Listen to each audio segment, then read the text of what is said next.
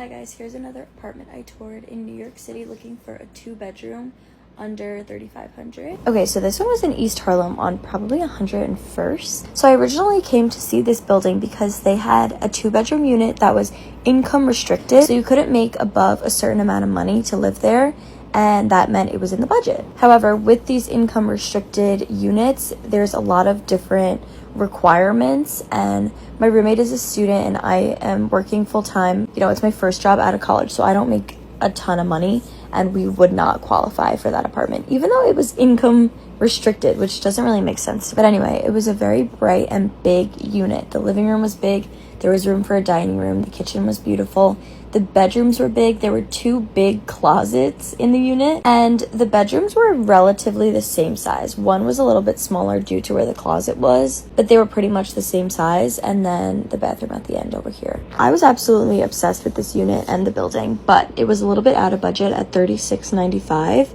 However, the woman that showed it to me encouraged me to apply anyway and make an offer. So I applied and I made an offer of $3,500, which was the max of our budget. We ended up being approved for the apartment, but they didn't accept our offer. The lowest that they would take was like $36.25, and we just didn't want to spend that much, so we had to part ways. Anyways, as you can tell, I found an apartment. You're gonna have to stay tuned until the end of the series to see which one I picked.